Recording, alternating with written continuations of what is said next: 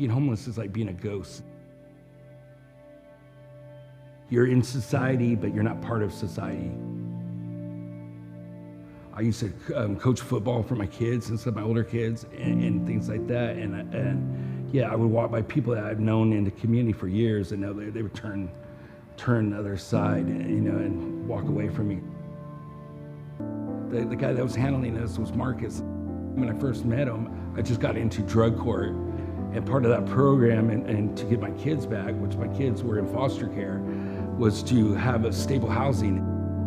He went around with a letter and explained my story and my wife's story to potential apartments and house renters, landlords. When I found a place, they paid first in the deposit, and they even got us our furniture. They got us bedding. My kids got bunk beds, and we got a bunch of other housing stuff that got us started. It helped me on my journey to recovery, being sober, and it also helped me on my journey to healing my family and getting my family back. This organization getting you touch and getting us into these different resources is a lifesaver. I wouldn't have my kids. I wouldn't have nothing, if I didn't have them helping and stuff. There's no way I didn't have an income to save up for first and last and deposit, or first and deposit and stuff. Just on my own, no one would have listened to me. Hello. So we kick off Advent, the weeks leading up to Easter. Christmas. Why did he say Easter? Yeah.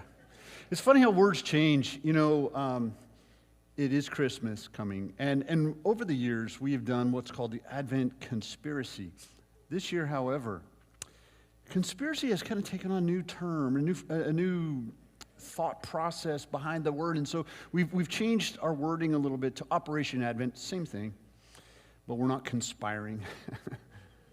But we're going to hear a little bit more about that in the coming weeks. But sometimes we can talk a bigger game than we actually deliver. Have you ever noticed that? Sometimes the people who talk the biggest game are actually underwhelming in what they can deliver sometimes. Ever noticed that?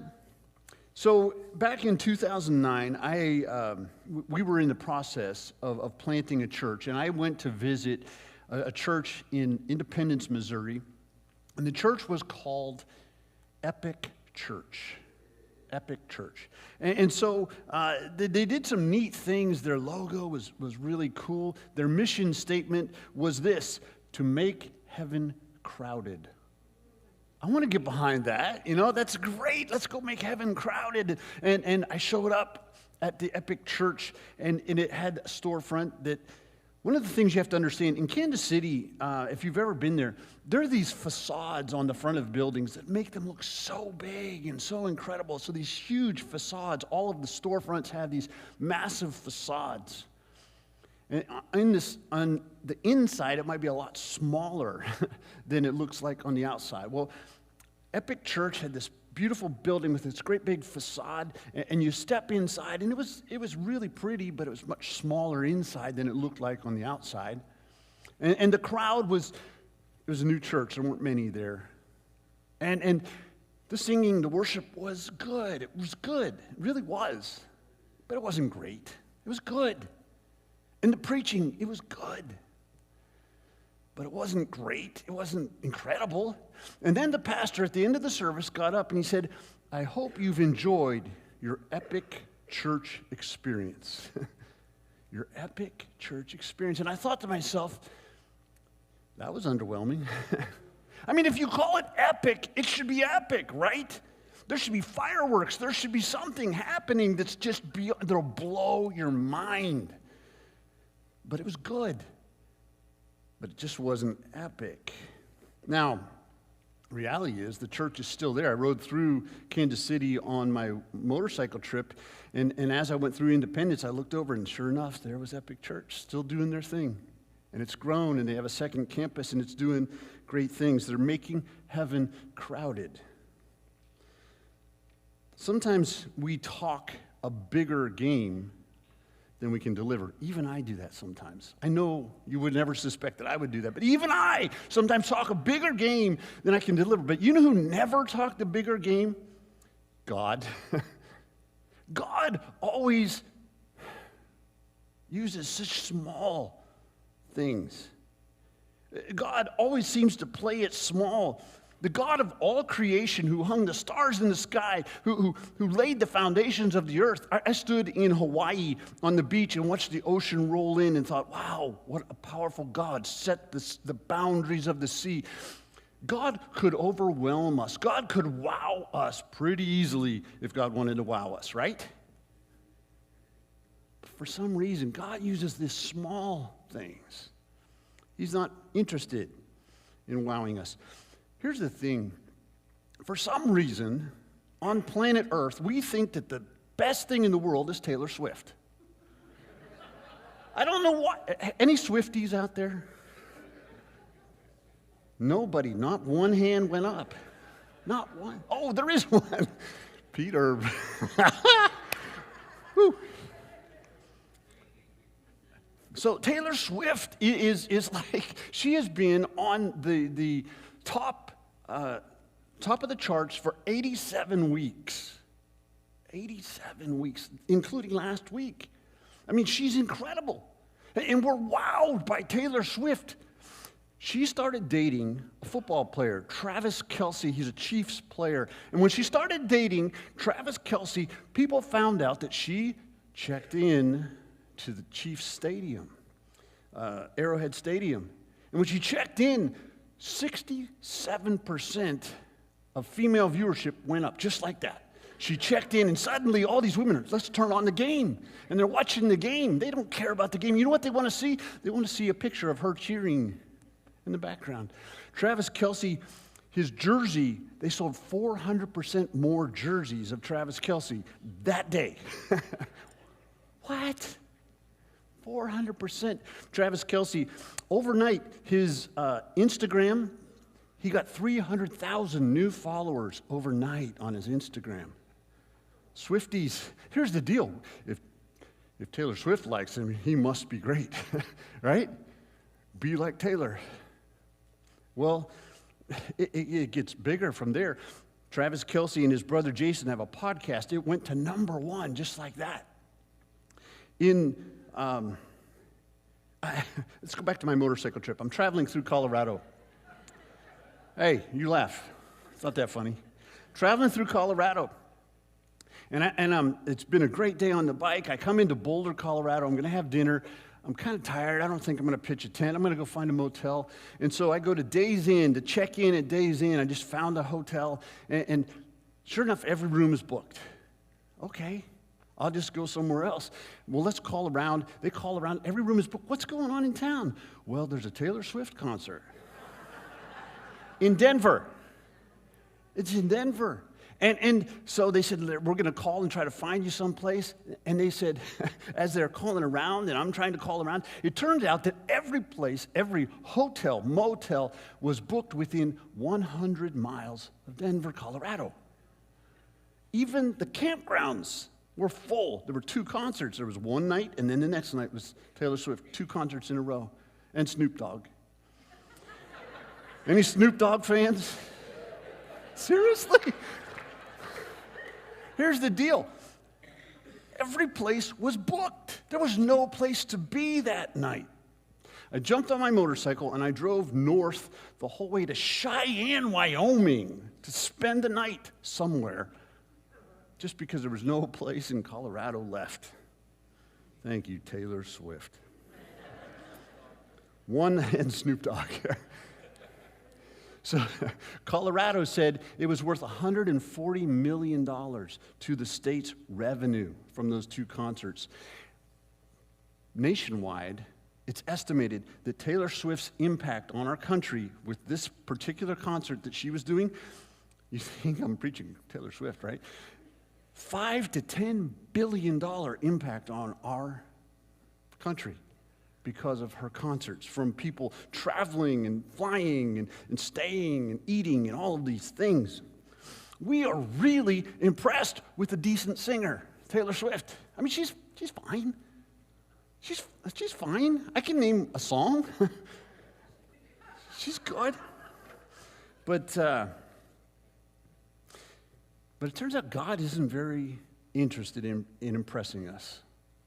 God isn't really interested in knocking our socks off. God isn't interested in giving us the epic experience. It's not God. It's not what God could do it. He could wow us, but he doesn't. 1 Corinthians, this is not going to be on our screen, but 1 Corinthians chapter 1, verse 27 says, "But God chose the foolish things of the world to shame the wise. God chose the weak things of the world to shame the strong. God chose the lowly things of this world and the despised things, the things that are not, to nullify the things that are, so that no one may boast before him." So we come now to this story in Luke chapter 1. Luke chapter 1, verse 26. In the 6th month of Elizabeth's pregnancy, God sent the angel Gabriel to Nazareth, a town in Galilee, to a virgin pledged to be married to a man named Joseph, a descendant of David. The virgin's name was Mary. The angel went to her and said, "Greetings, you who are highly favored. The Lord is with you." Mary was greatly troubled at his words and wondered what kind of greeting this might be. We're going to stop there just a second. Mary, this powerful angel appears before her, and Mary's troubled by his words. Here's the thing, Gabriel, this incredible, powerful angel, appeared in the Old Testament before Daniel, and Daniel was terrified just at his presence. He's terrified and trembled. The same angel, just a few months before, appeared to Zechariah, this priest, and Zechariah trembled in fear at the presence of this angel. But the angel appears to Mary, and she's troubled by his words. In fact, in Luke chapter 1, verse 19, halfway through verse 19, it says, "I am Gabriel.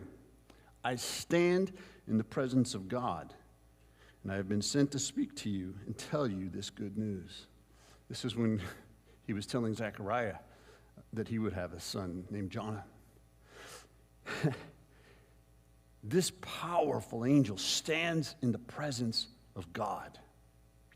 He knows when God speaks, God sends Gabriel with the message, his personal delivery service, Gabriel.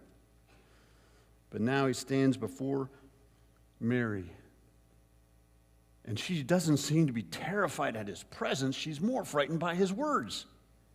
"Greetings, you who are highly favored.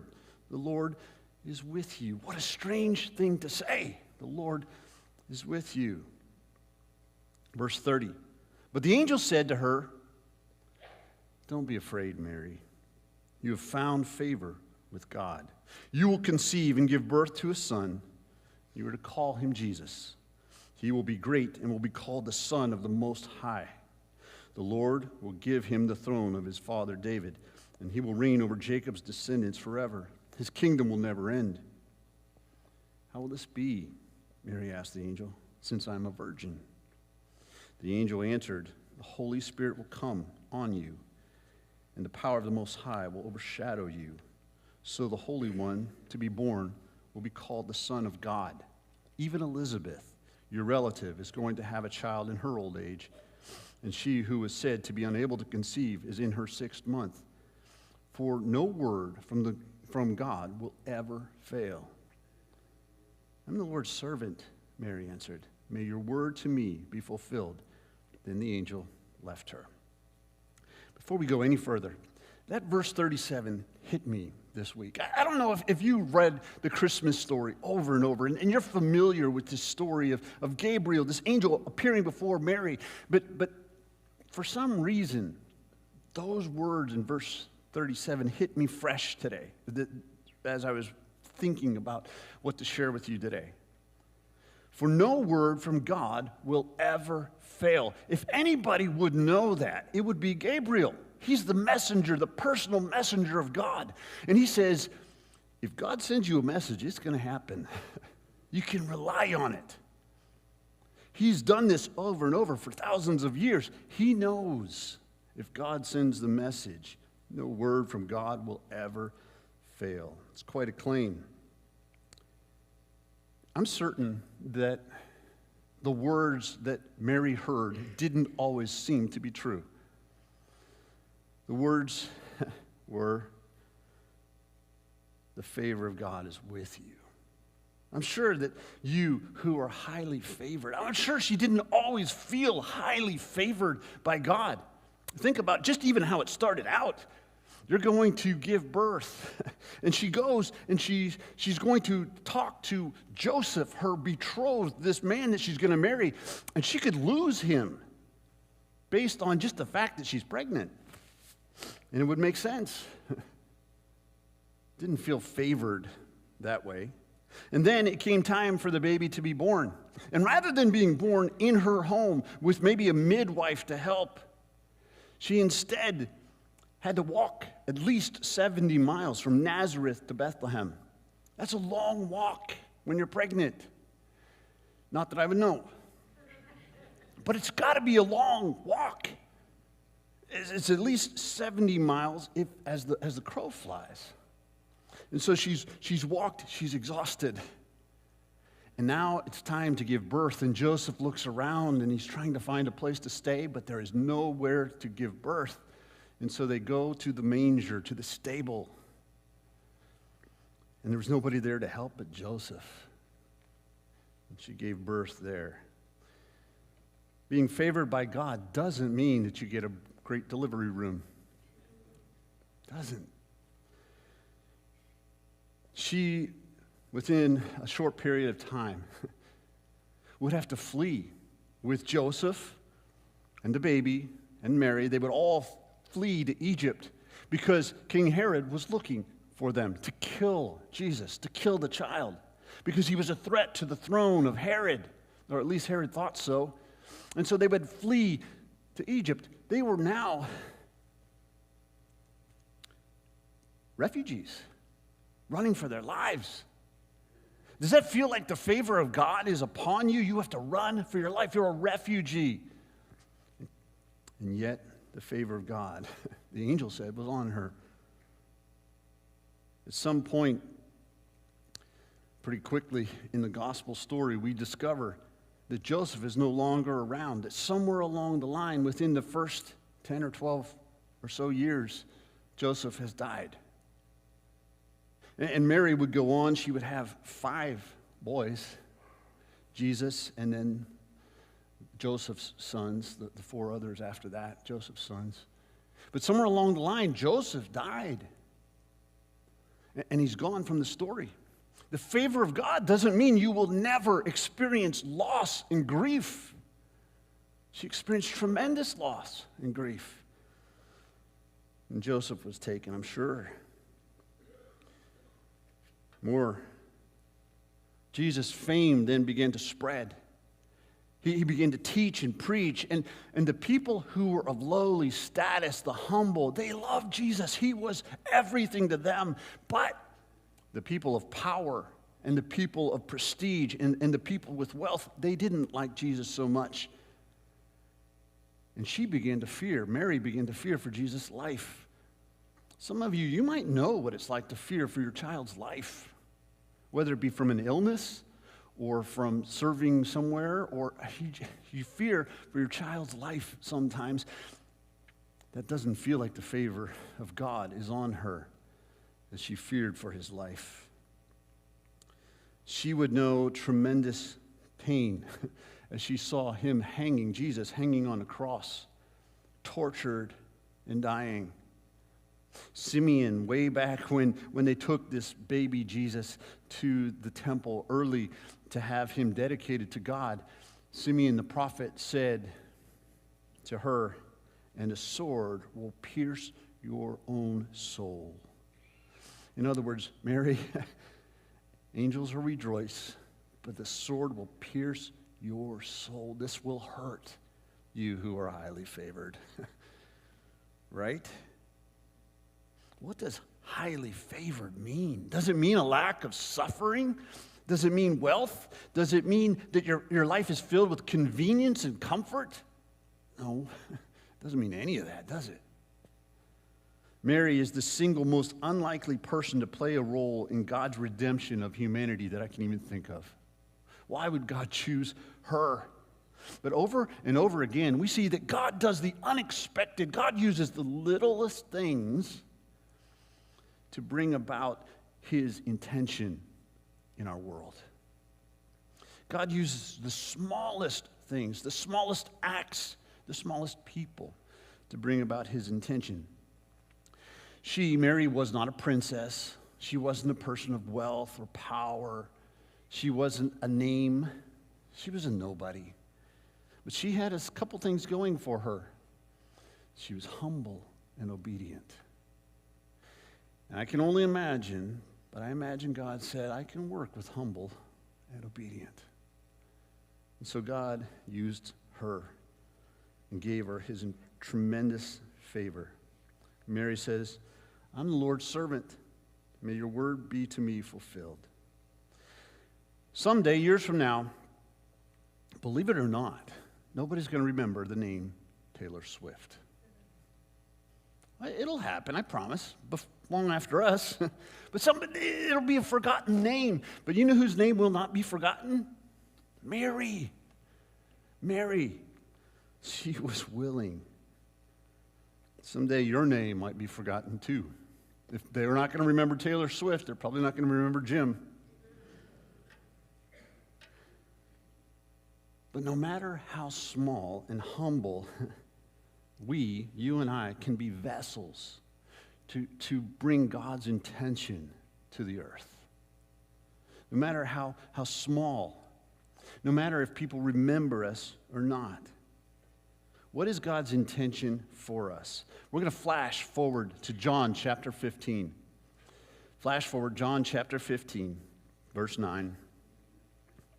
These are Jesus' words as he's teaching. He says, as the Father has loved me, so I have loved you. So let's stop there just a second. So God's intention for you is to know the love of the Father and of Jesus. God's intention is that you would know the love of God. Now remain in my love. If you keep my commands, you will remain in my love, just as I have kept my Father's commands and remain in his love. I've told you this so that my joy may be in you and that your joy may be complete. My command is this: love each other as I have loved you. Greater love has no one than this, to lay down one's life for one's friends. You are my friends if you do what I command. I no longer call you servants, because a servant doesn't know his master's business. Instead, I have called you friends, for everything that I learned from my Father I have made known to you. You did not choose me, but I chose you and appointed you so that you might go and bear fruit that will last, and so that whatever you ask in my name, the Father will give you. This is my command: love each other. Have you ever bought fruit that went bad? Right? You bought berries, and before you know it, they're fuzzy, right? You bought oranges, and before you know it, they dried out and they got all hard, especially now. Or you bought apples, and the apples had bad spots. Pretty soon they're just rotten. Fruit that goes bad. What's this fruit that doesn't go bad? What is fruit that doesn't go bad? Can you name one? A coconut, maybe? A Twinkie? I don't know. Are Twinkies fruit? I don't know that either. But God's intention for you is to be an expression of his love to this world. God's intention for you is to be a reflection of the love of Jesus to this world. That is a fruit that does not go bad. And even the smallest act of love, in the name of Jesus, even the smallest act of love can have eternal ripple effects. Effects that will last beyond your lifetime. And effects that will impact the world in ways that you'll never know, you'll never see. As we talk about it around here, we talk about how Blue Mountain Community Church exists to share life, love, and faith. We share lives with people around us. And as you share your life, you share love and your faith, because your life and love and faith are all so connected. Sharing life, love, and faith. It's our humble way of living. And it turns out God's favor is upon us. Doesn't mean it's going to be easy. It doesn't mean that it's going to be convenient. It doesn't mean that you won't suffer. It doesn't mean you're not going to go through really hard times and know tremendous pain. Today, we've partnered with BMAC, Blue Mountain Action Council. And as we've partnered with them, it's our intention to share some love. You've heard a little bit about that. Blankets, sleeping bags, coats, gloves, hats. We're going to ask for some funds, all of that stuff. As we move toward Advent, well, we're in Advent, as we move toward not Easter, but Christmas. But our intention is to help the underprivileged, help the homeless, and be the hands and feet of Jesus, the reflection of Jesus as we do this. In the meantime, know this beyond a shadow of a doubt. God loves you deeply, completely. God loves you with so much that it's even hard to describe. We forget it. We don't believe it. We don't understand it. But his love for you is real. And that should give us hope. And it should help you know that your life matters. And there's times that it doesn't feel like your life matters, right? There's times you're like, what am I doing? Why does it even matter? It matters because you are a conduit for the love of Jesus on this planet. You are an expression of God's love. You are a reflection of God's love. Sometimes you do it great, and sometimes you don't do it as great. Sometimes I do it great, and sometimes I do it not so great. But we are to be a reflection of the love of God at work, at play, at school, in our homes, in our communities. And so today, as we close, understand this. You are loved so deeply. Whether you feel it or not, whether it feels like God's favor is on you or not, it is on you. Stay in his love and reflect it back to those around you.